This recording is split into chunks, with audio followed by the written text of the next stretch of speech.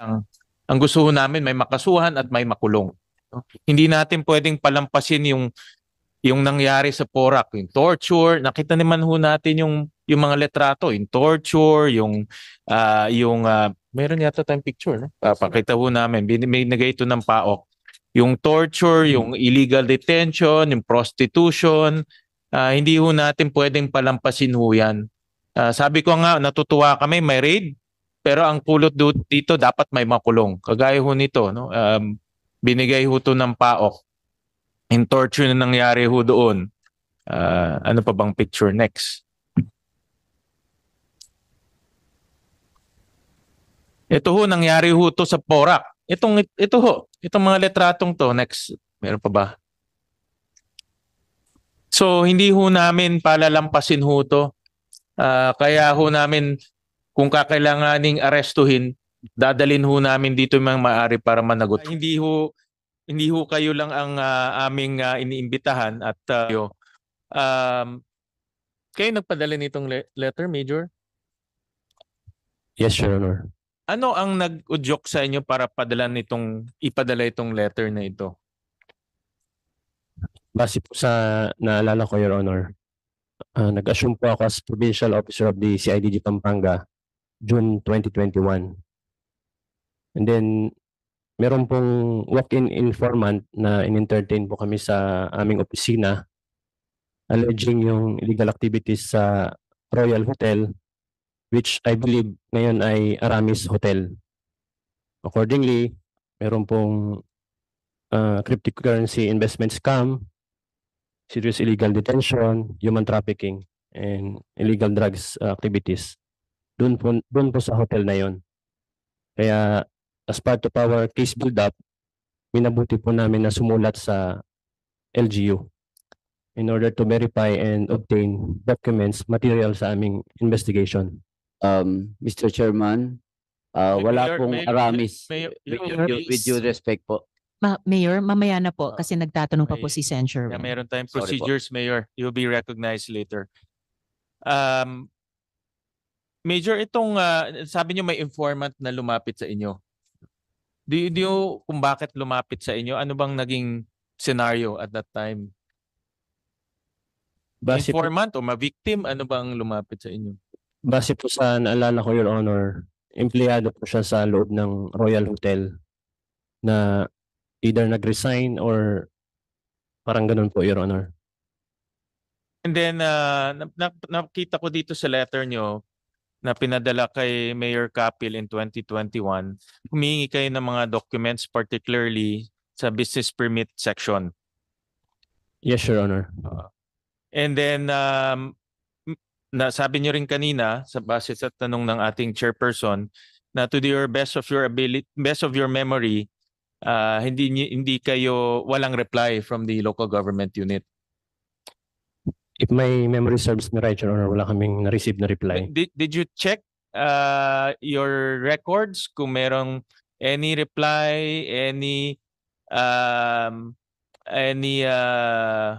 communication from the business permit section of the LGU? Kasi kung ikaw ang business permit head at ito naka-address to kay Mayor at ang pinag-uusapan dito krimen, wala nang kaduda-duda, dapat diretso sa lamesa ni Mayor to eh. Di ba?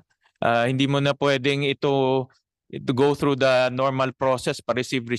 Diretsuhin mo na kay Mayor to dahil we're talking about illegal detention, prostitution, illegal drugs, no? So from your background check and also from your records, meron bang any communication from the LGU? Palagay ko po, Your Honor, wala. Kasi nag-resort po kami sa pag-contact doon sa victim nung wala po kaming ma-receive na reply from the LGU since the offense involved ay estapa. We tried to communicate with the victims para magamit namin sila, Your Honor, mag-testify sa court. Na-contact niyo ba yung victim after that? Na-contact po namin, Your Honor, but the problem is yung pong mga biktima ay mga foreign nationals living abroad, and at that time ay pandemic po, yung travel restriction. Hindi sila makapunta dito sa Pilipinas. So nag-reach out kayo dito sa mga biktima. Ito yung mga nagsumbong sa inyo. No, Your Honor, yung pong CSR representative na nagtatrabaho sa Lucky South 99. Di ba sabi mo kanina may Pinoy na dating nagtatrabaho na nagsumbong? Yes po, yun po yung walking informant. Foreigner siya, local? Pinay po, Pinay. Pinay. And then, pinursue nyo ba itong case sa kanya o kumuha pa kayo ng mga information? Sa maalala ko po, na-shift yung focus namin sa ibang pogo po sa Clark. Pero itong particular letter, wala nang subsequent action. May mga subsequent action po ba ito? Nung hindi po namin ma-convince yung biktima na magpunta sa Pilipinas para mag-file ng complaint, na natabunan na po. Hindi na, nawala na po sa focus. Okay. And then, based dito sa mga records, ang next action na ng LGU is itong 2023 inspection. So, Mayor Kapil, bakit ang tagal from 2021 to 2023? Una, nasabi nyo kanina, hindi nyo alam itong letter. No? To be honest, that's a very convenient excuse.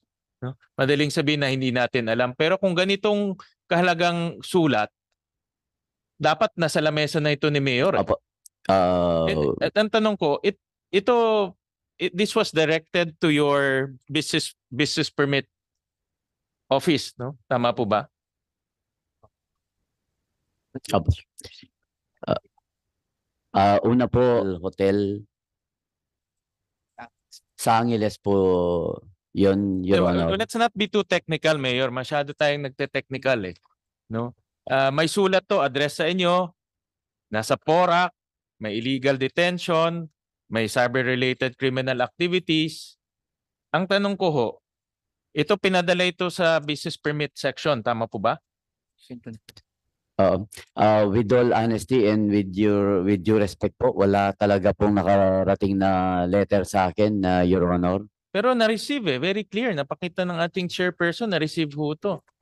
We will confirm, Your Honor, pero wala po talaga nakarating sa akin na letter on that effect po, Your Honor. Sen. Sherwin, if I may add a bit of information dun sa line of questioning nyo. Also in 2020, ang sabi nyo po ay wala po kayong alam sa mga illegal na gawain sa POGO, sa PORAC. Yes po. Let me flash this letter po, Mayor.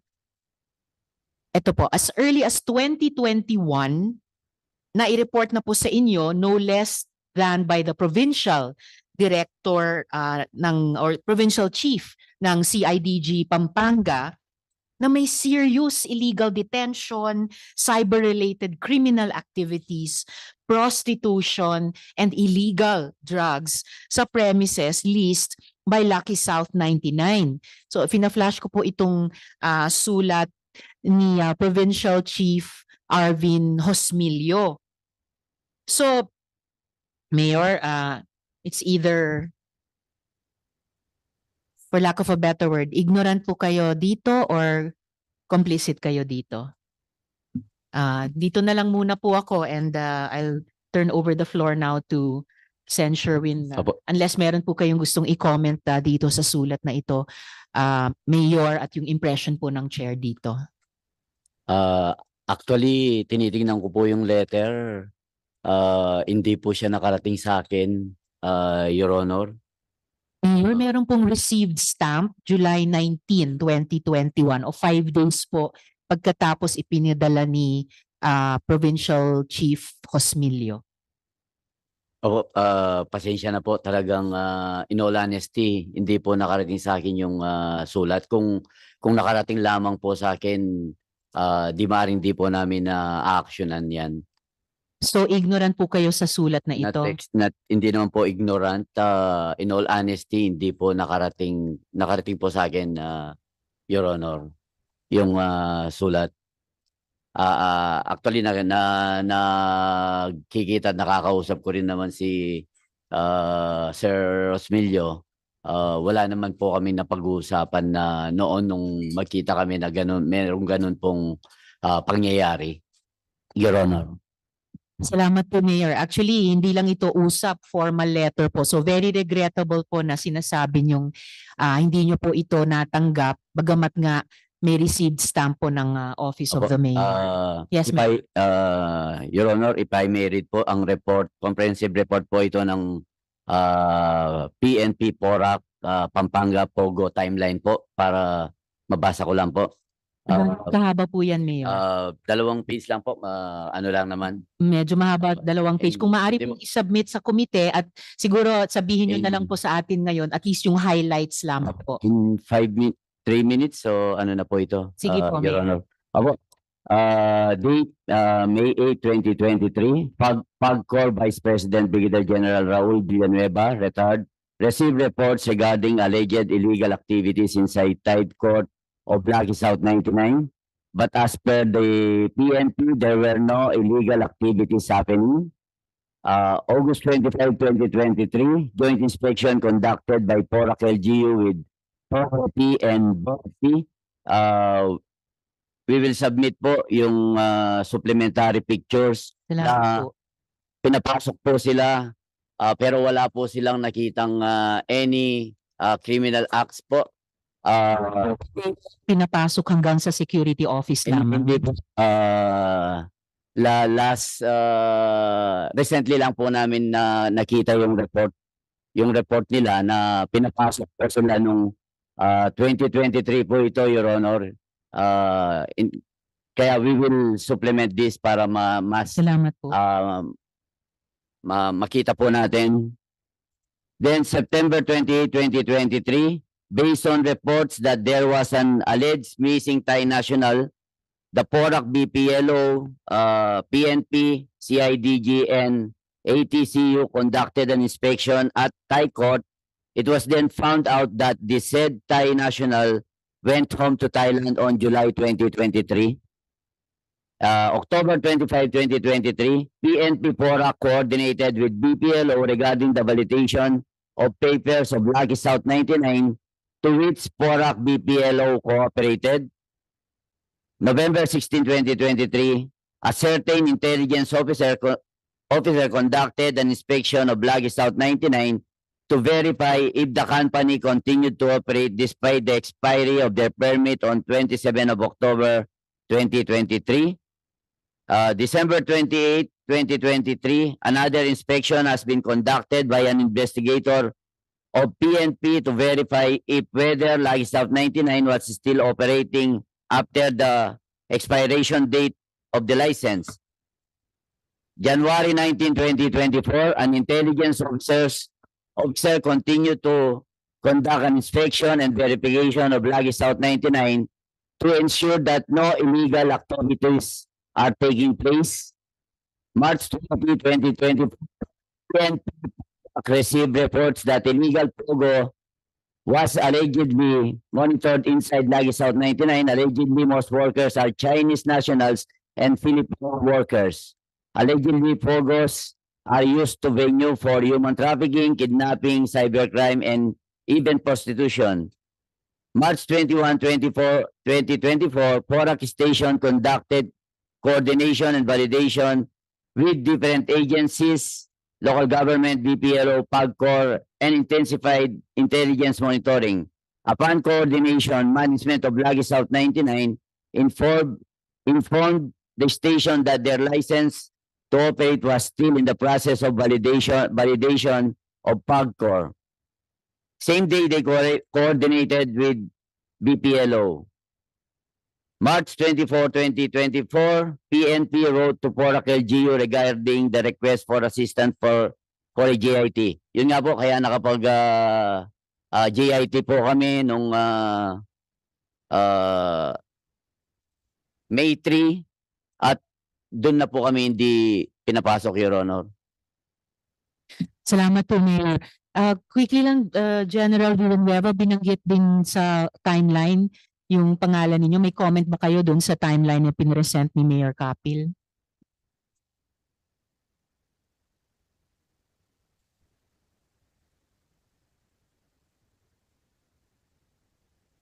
First page. Yun lamang sa simula.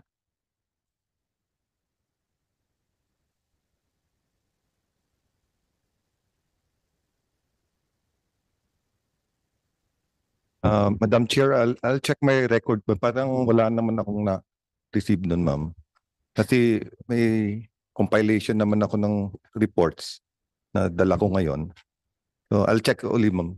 Thank you. Salamat, General. And lastly for now, nabanggit din po, pinersend ko yung sulat ninyo, Provincial Chief Hosmilio, at binanggit din po ni kayo ni Mayor.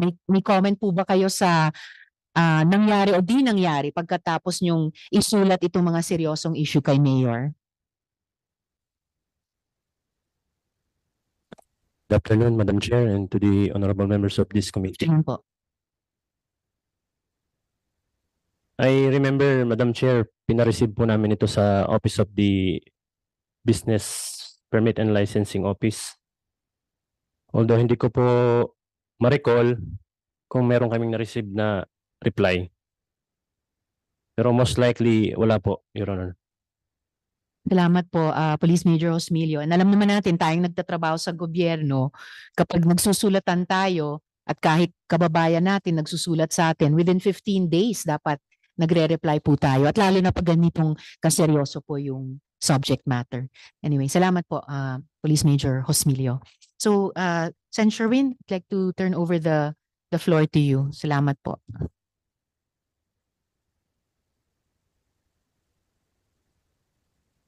Thank you, Madam Chair. I'll pursue your the line of questioning that you left off.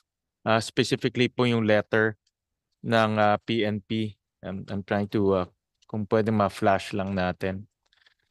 Mahalaga po itong letter na ito dahil yung kaninang letter. Yan.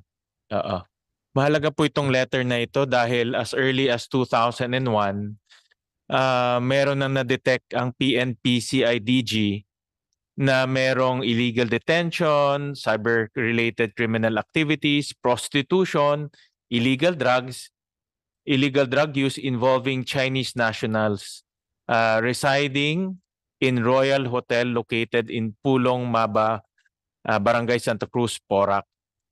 Kung makikita ho natin as early as 2021, yung mga criminal activities doon, parehong-pareho kung ano yung nakita natin ngayon. Exactly the same. Illegal detention, cyber-related criminal activities, prostitution. May nakita rin illegal drugs at that time, nung nag-raid this year. So, in 2021, meron nang nangyayari dyan na ganyan na problema. No? Pero pinalampas lang ito until 2024. No? 4 years after.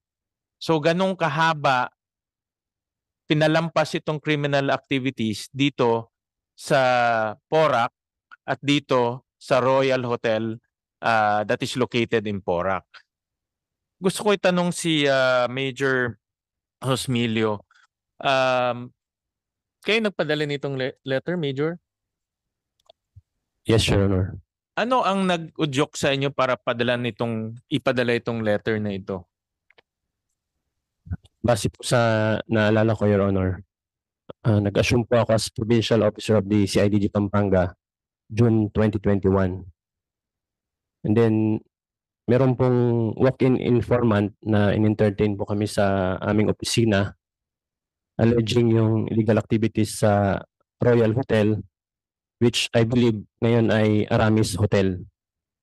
Accordingly, meron pong cryptocurrency investment scam, serious illegal detention, human trafficking, and illegal drugs activities. Doon po sa hotel na yon. Kaya as part of our case build-up, minabuti po namin na sumulat sa LGU in order to verify and obtain documents, material sa aming investigation. Mr. Chairman, wala pong Aramis. With due respect po. Mayor, mamaya na po kasi nagtatanong pa po may- si Sen. Kaya Sherwin. meron tayong Sorry po. procedures, Mayor. You'll be recognized later.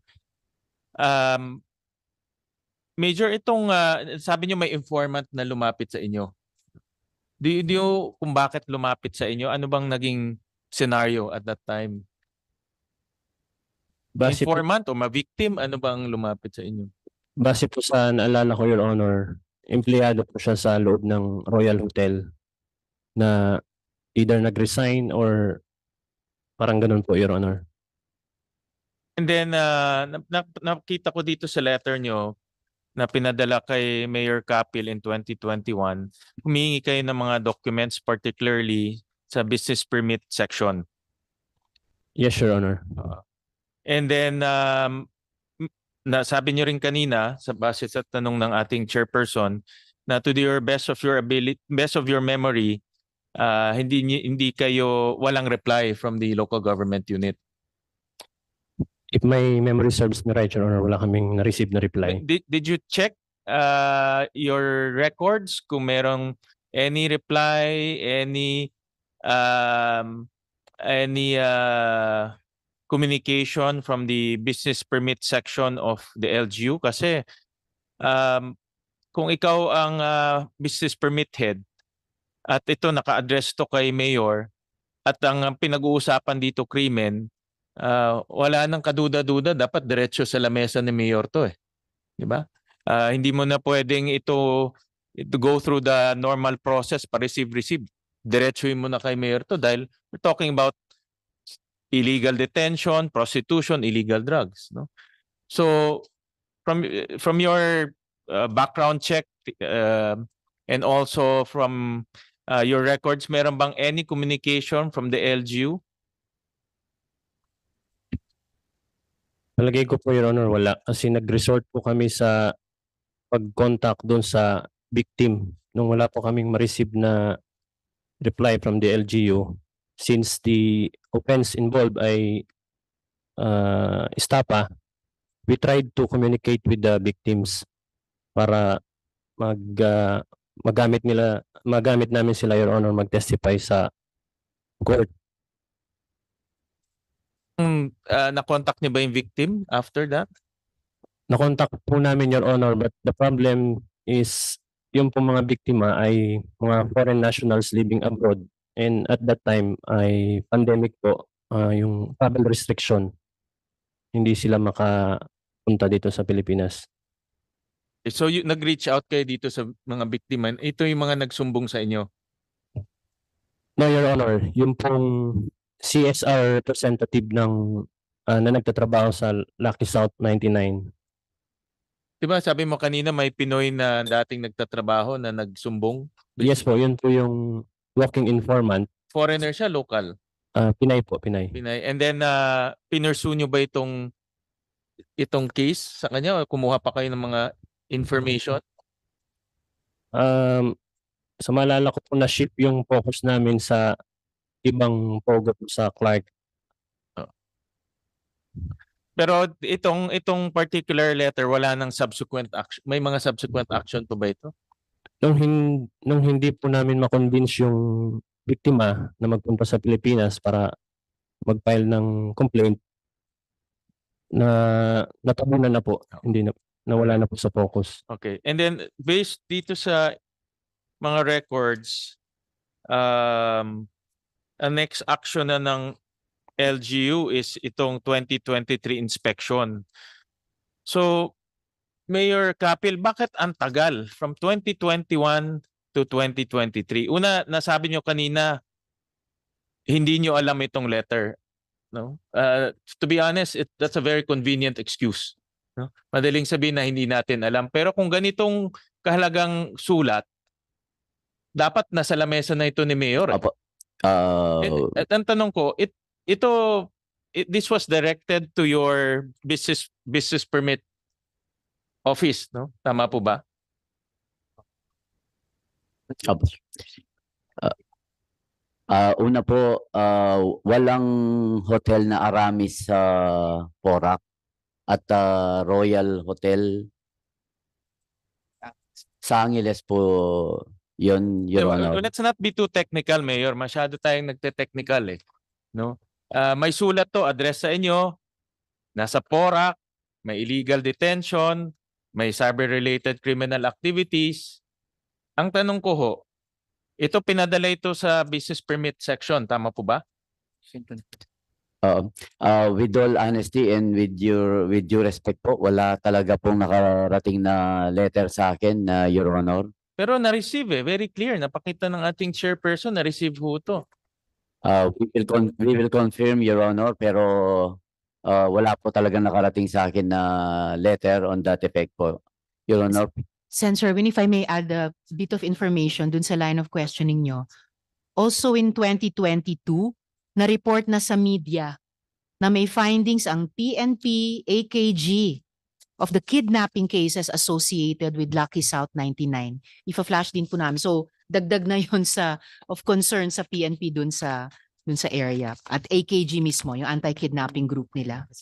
Ifa-flash po ngayon. Ayan po, mga kasama in Sen. Sherwin. Thank you.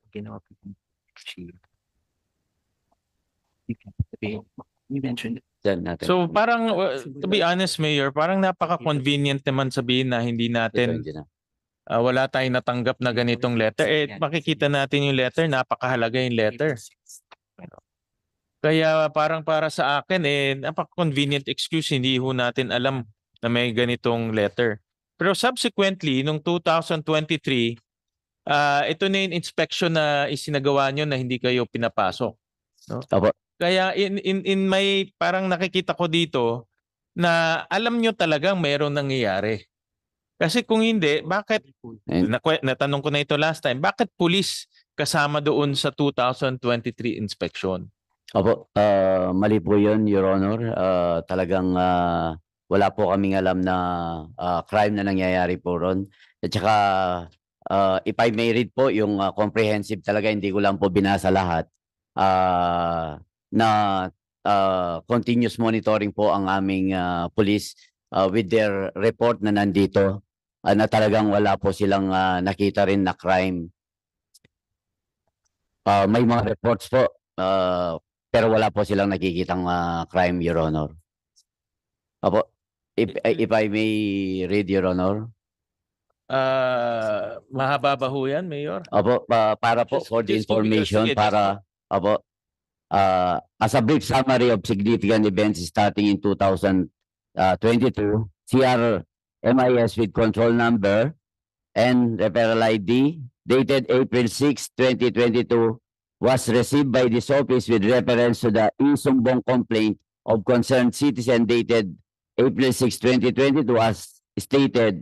Good evening. My concern is illegal Chinese POGO operation in Royal Grand Palazzo, Friendship Highway, Angeles City, Pampanga. Name of Chinese operator by N0. Please action my concern because the POGO operation is illegal. Sobrang dami pong empleyado mga Chinese national.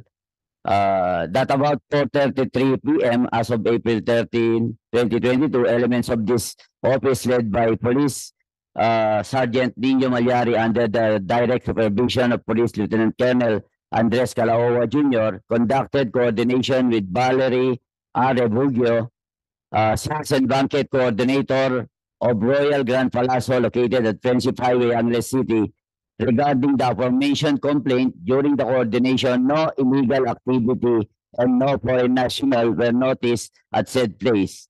Said complaint was referred to Angeles City Police Office, not as territorial jurisdiction of the said place, to continue monitoring validation of said complaint and police operation if warranted. Taken on complaint re illegal gambling POGO dated April 13, 2022. Kailan nyo ho nabasa yan, Mayor? Yan binasa nyo? Ang totoo po, kahapon lang namin na Lahat ng sinasabi nyo ho yan, na ngayon nyo lang nabasa dahil may hearing. Kung hindi ho kami nagsagawa ng hearing, hindi nyo ho rin yan mababasa. Kaya ang punto ho namin, as early as 2021, meron na hong red flag. Hindi nyo lang ho nabasa. Lahat ng pinapadala nyong dokumento ho sa amin, even yung justification nyo, nabasa ko ho yung inyong justification sa position paper nyo, yung legal justification, lahat ho yan afterthought na lang kasi nangyari na eh.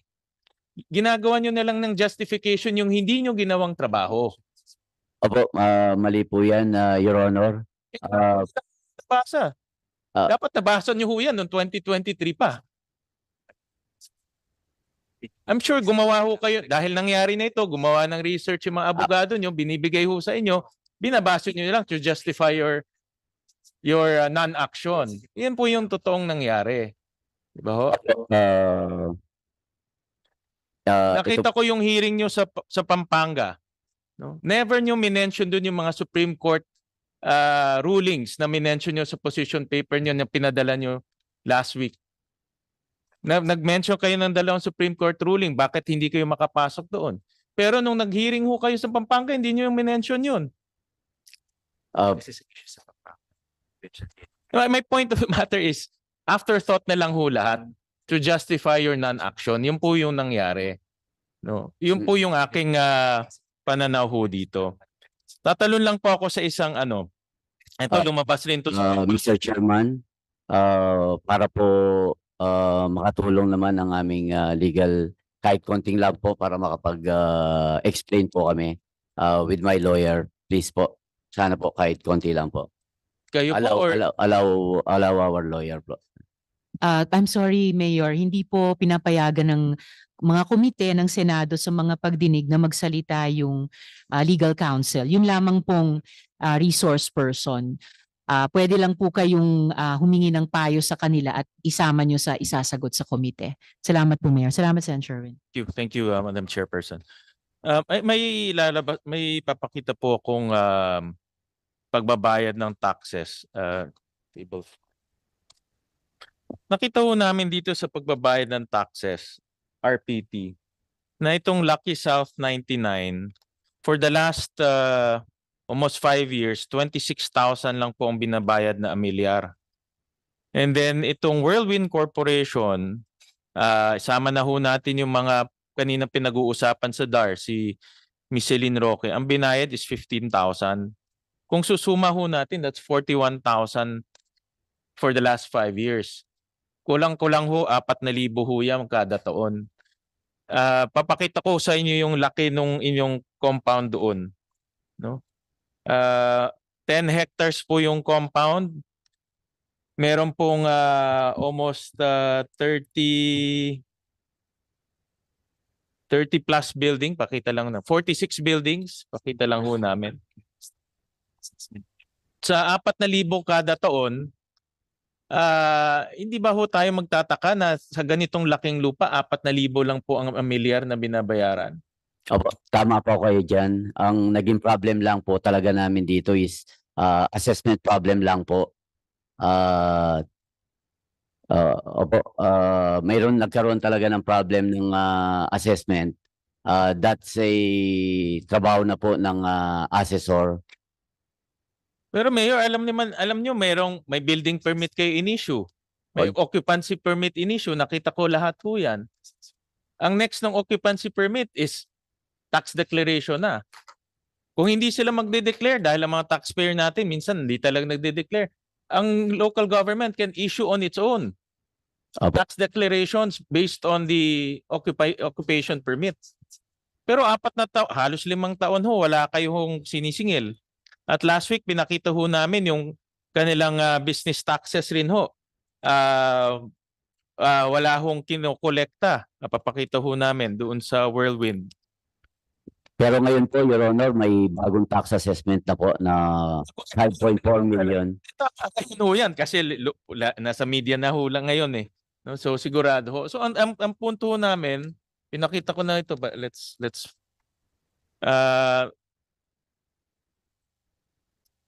nasaan yung tax yung sa business permit? Your Honor, the duties and responsibilities of a local chief executive under the Section 444 is general supervision and control. Meron po kaming mga department heads na siya ang may technical supervision, technical knowledge po with regards to this assessment. Hindi na po kasi trabaho ng mayor, talagang sa dami po ng trabaho ng mayor, kung iisa-isain ko po ang assessment sa almost 9,000 real property, 90,000 sorry, 90,000 real property sa amin sa Porac, wala na po akong matatrabaho. Kasi ang assessment po, lump sum naman po ibinibigay sa amin, hindi naman po namin inisa-isa yan. Kaya sabi nga po, kaya meron tayong mga department head para sila mismo ang mag-check. Sila po mismo ang may technical knowledge, technical supervision with regards to their job. Kaya ang mayor po talaga lahat trabaho niya from lahat, from development,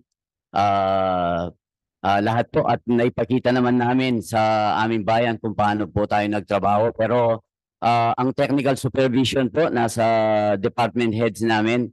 Kaya siguro kung may pagkakamaling ganyan, kaya nga po meron tayong department head para sila po ang mag-check kung ano po ang mga dapat nilang gawin. Kasi kamukha po nung sinabi ko, kung yun po lahat nakatutok ka, wala ka na pong matatrabaho. Sa daming trabaho talaga po ng local chief executive ng mayor. Kaya sana po, sabi ko nga po, general supervision. We only supervise our technical person, kaya kumukuha po tayo ng mga technical people with the knowledge dito sa assessment, sa building permit.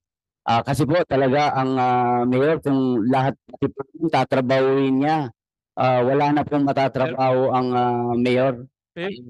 Pero Mayor, Your Honor, baka kung wala ho kayong collection, wala rin kayong magagawa. Opo. Ang pinakaunang dapat aptupagin ho natin yung collection. alimbawa po, Kung isang taon lang, baka pwede pa natin tanggapin ho yan. Pero kung 5 taon, na halos 4,000 lang ho ang binabayaran kada taon, hindi na ho tama ho yan. No? Kaya ang punto ko lang ho naman, napakita ko ho last week, nasabi ko nga na nakita ko ho naman, Mayor, may political will kayo eh. Nakita ko sa ibang establishmento, pinapasaran nyo. Nakita ko na meron ho kayong plano para sa inyong lugar na magandang plano. Pero pagdating dito ho kay Lucky South at kay Whirlwind, parang may special treatment. Nakita ho namin, ang kanilang business permit, mababa ang binabayaran. Ngayon, yung Ameliar, mababa ang binabayaran. Napakita ho namin last week, during the time of pandemic, tuloy-tuloy yung construction kahit na hong pandemya.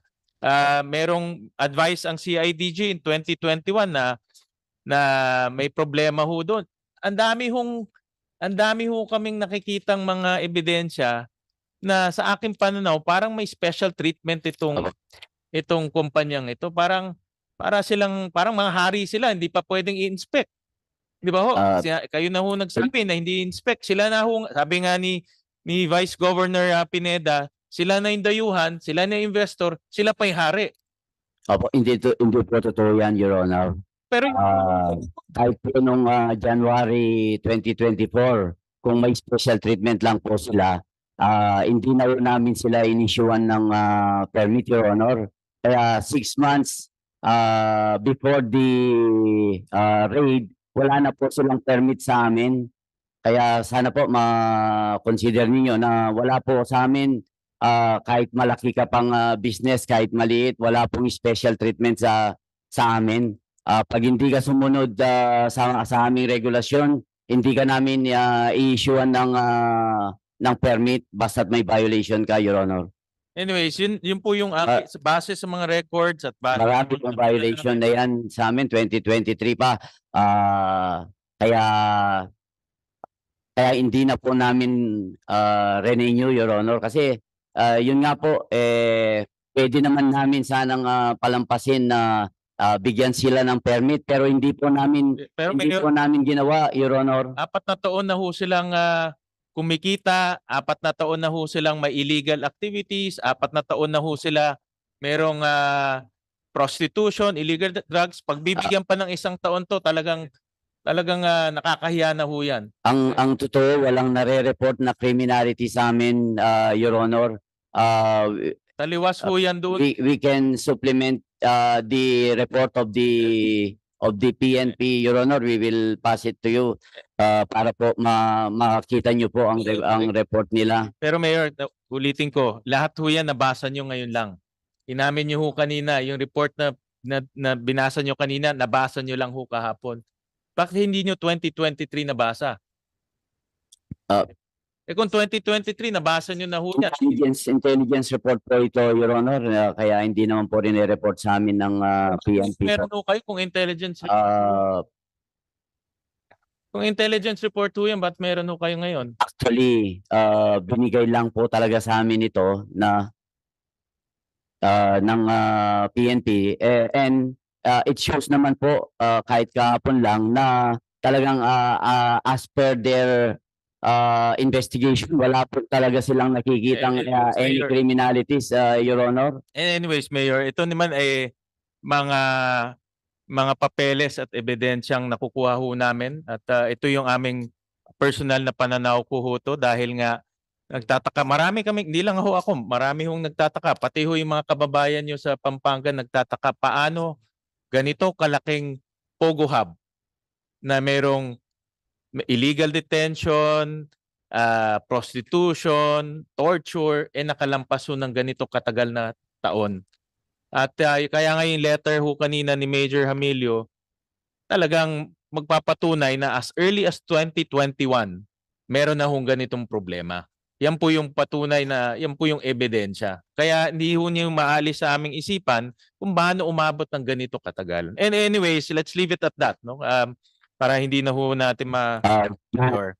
Kaya kanina umaga, bago tayo nag-umpisa, mga alas 10, mahaba yung oras na ginugol natin para ipatawag yung may-ari ng Lucky South 99 at yung mga may-ari ng Whirlwind Corporation. In fact, ang ating chairperson, binalikan pa niya yung mga pangalan para to be sure, no, na itong mga personalidad na ito ay mai-issuehan ng supina. At kung hindi pa rin sila pupunta, katulad po nung ibang mga personalidad, kagaya ni Go Huaping, ipapa-aresto ho sila. No? Kasi gusto ho namin, itong raid ay isang hakbang lang. Ang gusto ho namin may makasuhan at may makulong. No? Hindi natin pwedeng palampasin yung nangyari sa Porac, yung torture. Nakita naman ho natin yung mga letrato, yung torture, yung meron yata tayong picture, no? Papakita ho namin. May nagay ito ng PAOK. Yung torture, yung illegal detention, yung prostitution, hindi ho natin pwedeng palampasin ho yan. Sabi ko nga, natutuwa kami, may raid, pero ang pulot dito dapat may makulong. Kagaya ho nito, no? Binigay ho to ng PAOK. Yung torture na nangyari ho doon. Ano pa bang picture next? Ito ho, nangyari ho to sa Porac. Itong mga letratong to, next, meron pa ba? So, hindi ho namin palalampasin ho to. Kaya ho namin, kung kakailanganing arestuhin, dadalin ho namin dito yung mga maaari para managot ho sila. Opo, tama po kayo. Kaya hindi ho kayo lang ang aming iniimbitahan at tinatanong kung hindi pati ho yung mga nasa likod ho nito. So, tama po kayo, Mr. Chair, bilang alkalde, bilang ama ng bayan. Ayaw ko po na may masaktan din kahit sabi ko nga po kahit ibang bayan pa, ibang hindi po Pilipino yan. Gusto ko po na walang naagrabyadong tao, lalong-lalo na sa aming bayan, Mr. Chair. Pero pasensya na po, talaga po walang any criminality na na-report po sa atin. Kaya yun po, Mr. Chair. Madam Chair, with your permission, I'll jump to another topic. I'll go back to